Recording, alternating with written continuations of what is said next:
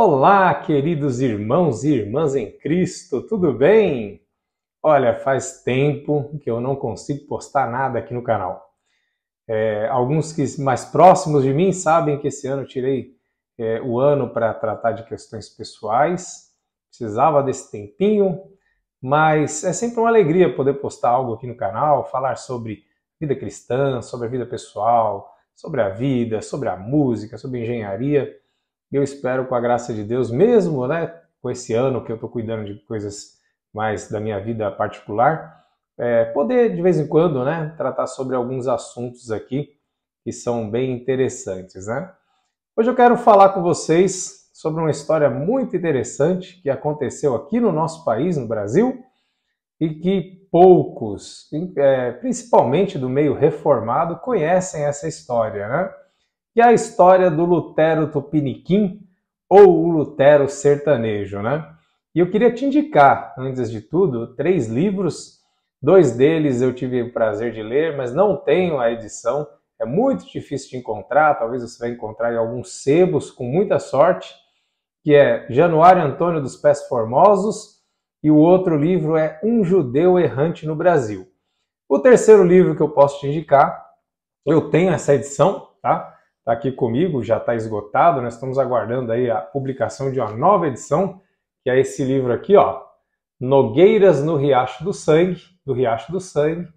e é baseado numa história que é contida nesse livro, que eu vou contar hoje para vocês, quem era o Lutero Tupiniquim, Assim como o grande reformador Martinho Lutero, que ao ler a palavra de Deus, a Santa Escritura, se deparou com aquele versículo que fala sobre a graça, que pela graça sois salvos mediante a fé. Nós tivemos aqui no Brasil também uma história muito parecida, que teve o desfecho de conhecer a palavra de Deus, de ler a Bíblia, de ser expulso da Igreja Católica e de ser perseguido. Nós também tivemos aqui no Brasil uma história muito semelhante, que é a história de Joaquim Cândido de Sena. Quem era Joaquim Cândido de Sena? Joaquim Cândido de Sena foi um sertanejo, uma pessoa muito simples, mas muito inteligente, que era um servo fiel da Igreja Católica. Um homem que frequentava as missas, que auxiliava o padre, mas acima de tudo, Joaquim Cândido de Sena, ele tinha um desejo muito grande de estudar e conhecer a palavra de Deus. E foi numa dessas oportunidades que lá na paróquia a qual ele era membro e ele servia, e mexendo nas coisas do padre, ele encontrou uma versão da Bíblia, da Bíblia Sagrada. E com a autorização do padre, ele passou a ler a Bíblia, As pessoas sabiam da existência da Bíblia naquela época, isso nós estamos falando lá do ano de 1887 a 1912 aproximadamente, mas era um livro, primeiro, que era de dificílimo acesso aqui no Brasil, apenas os padres e os bispos tinham acesso na Igreja Católica. Vocês devem se recordar que a Igreja Católica ainda mantinha no Brasil a tradição das missas em latim. E Joaquim Cândido de Sena, ao se deparar com a Bíblia e lendo a Bíblia durante algum tempo, ele se deparou justamente com o versículo ao qual Martinho Lutero entendeu e se inspirou ali para o início da Reforma Protestante, que é pela graça sois salvos mediante a fé.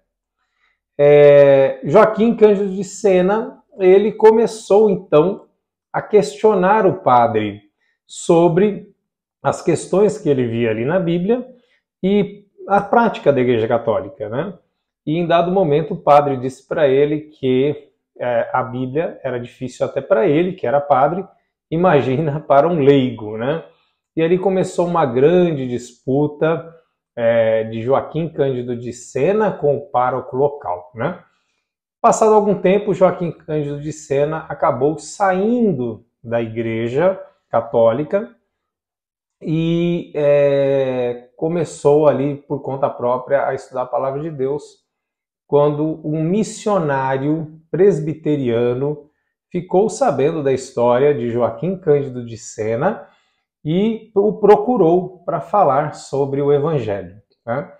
E o interessante dessa história toda é que a família de Joaquim Cândido de Sena era uma família muito católica.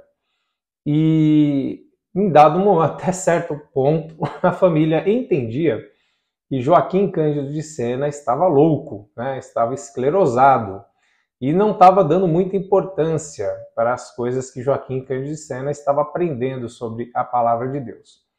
Mas enfim, Joaquim Cândido de Sena foi procurado por um missionário presbiteriano que pregou a ele o evangelho, vindo ele a ser convertido, né? E passou a ser um membro da Igreja Presbiteriana do Brasil.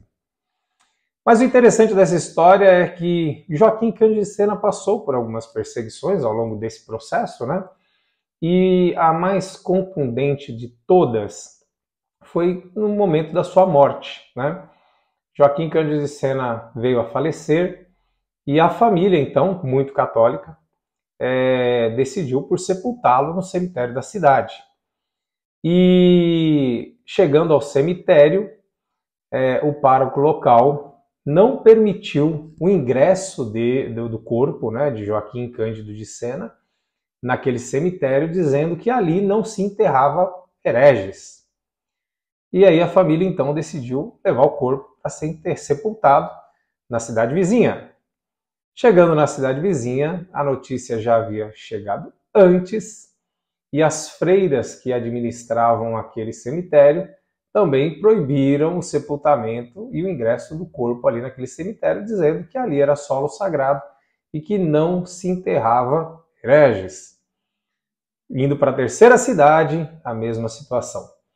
E aí a família decidiu por trazê-lo de volta ao sítio da família, né, a pequena fazenda da família, e ali ele foi sepultado, né, onde começou um cemitério que hoje pertence à família, né?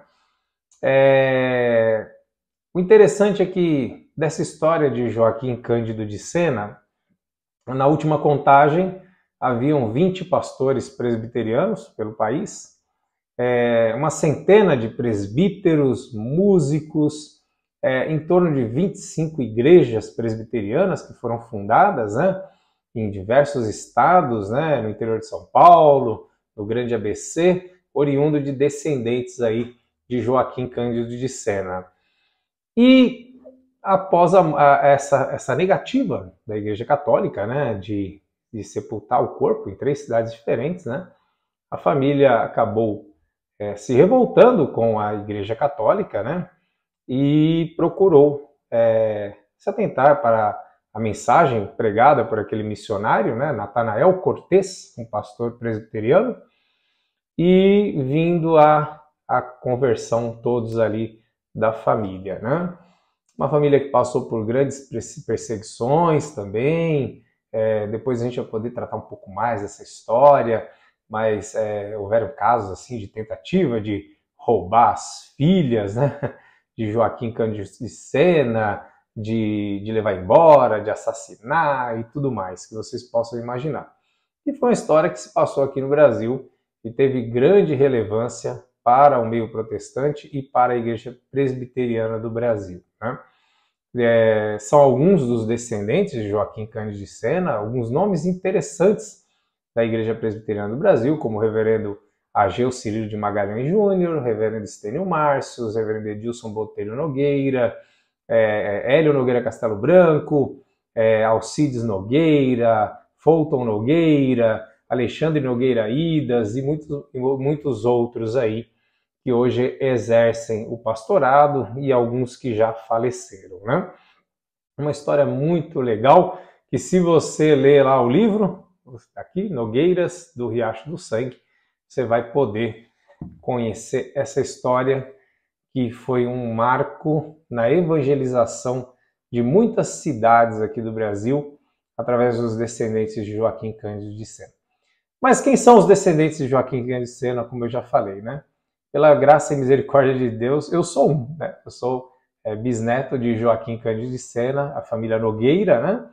uma família que até hoje tem um trabalho, uma relevância na atuação na Igreja Presbiteriana do Brasil, né?